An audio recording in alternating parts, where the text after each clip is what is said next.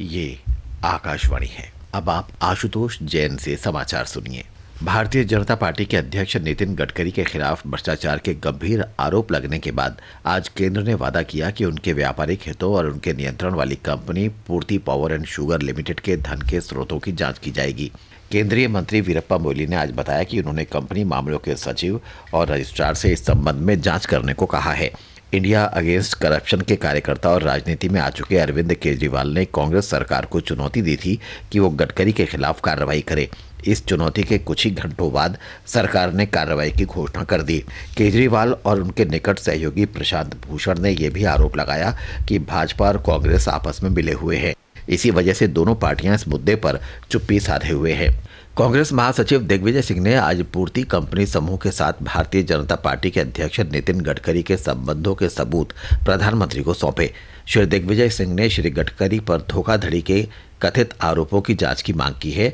उधर भारतीय जनता पार्टी के प्रवक्ता मुख्तार अब्बास नकवी ने श्री गडकरी का बचाव करते हुए कहा है कि पार्टी ने अपने अध्यक्ष पर लगाए गए आरोपों पर स्पष्टीकरण दे दिया है। इस बीच भाजपा सांसद राम जेठमलानी ने महाराष्ट्र भूमि घोटाले में श्री गडकरी पर नए आरोप लगने के बाद उनके इस्तीफे की मांग की है। भारतीय जनता पार्टी ने कांग्रेस की आलोचना करते हुए कहा है कि वो श्री नितिन गडकरी पर आरोपों की जांच की मांग तो कर रही है, लेकिन व्यापारी श्री रॉबर्ट वाड्रा पर भ्रष्टाचार के आरोपों की जांच से इनकार कर रही है। पार्टी प्रवक्ता निर्मला सीतारमण ने आरोप लगाया कि कांग्रेस पूर्वाग्रह से ग्रसित होकर श्री गडकरी के खिलाफ जांच की मांग कर रही है। उन्होंने कहा कि उनकी पार्टी ने श्री गडकरी के इस फैसले का समर्थन किया है कि वे किसी सक्षम प्राधिकरण द्वारा किसी भी प्रकार की जांच का सामना करने के लिए तैयार है। वित्त मंत्री ने बैंकों से कहा है कि वे गरीबों को आजीविका और खुशहाली के लिए कर्ज उपलब्ध कराएं। श्री पी चिदम्बरम आज नई दिल्ली में प्राइवेट माइक्रो फाइनेंस कंपनी की सोशल ऑडिट रिपोर्ट जारी कर रहे थे। उन्होंने निगमित क्षेत्र से आग्रह किया कि वे गरीब और कम आय वर्ग की सहायता के लिए सरकारी प्रयासों में सहयोग करें और अपना सामाजिक दायित्व निभाएं। सरकार ने लक्षित सार्वजनिक वितरण प्रणाली के लिए राशन कार्डों के डिजिटीकरण की योजना बनाई है। उम्मीद है कि ये परियोजना 2 चरणों में अगले वर्ष मार्च और अक्टूबर में लागू की जाएगी। सरकारी विज्ञप्ति के अनुसार इस कार्यक्रम पर करीब 8 अरब 84 करोड़ रुपए की लागत आएगी।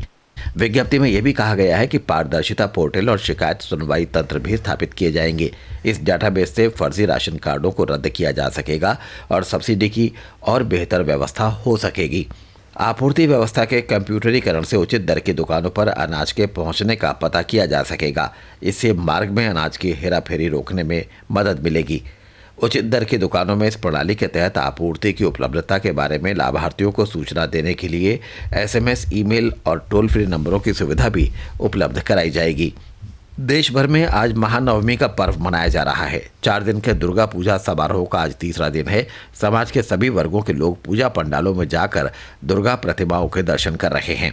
इस अवसर पर राष्ट्रपति, उपराष्ट्रपति और प्रधानमंत्री ने देशवासियों को शुभकामनाएं दी हैं। अपने संदेश में डॉक्टर मनमोहन सिंह ने कहा है कि यह त्योहार बुराई पर अच्छाई की जीत का प्रतीक है। प्रधानमंत्री ने आशा व्यक्त की कि यह त्योहार सभी के लिए शांति, खुशियाँ और समृद्धि लेकर आएगा। सुश्री मंजू सेठ को मेडागास्कर का अगला भारतीय राजदूत नियुक्त किया गया है। अभी वे रीयूनियन आइलैंड में भारत की महावाणिज्य दूत हैं। यह आइलैंड हिंद महासागर में मॉरिशस और मेडागास्कर के बीच फ्रांसीसी प्रशासन वाला क्षेत्र है। विदेश मंत्रालय की एक विज्ञप्ति के अनुसार सुश्री मंजू जल्दी ही अपना पदभार संभाल लेंगी। वाणिज्य मंत्रालय वाहन साजो सामान निर्माण क्षेत्र में हुई प्रगति को प्रदर्शित करने के लिए पेचिंग में इस महीने की 26 से 28 तारीख तक प्रदर्शनी लगा रहा है। भारत चीन मैत्री और सहयोग वर्ष के दौरान इस प्रदर्शनी का आयोजन किया जा रहा है। इसके साथ ही ये समाचार बुलेटिन समाप्त हुआ।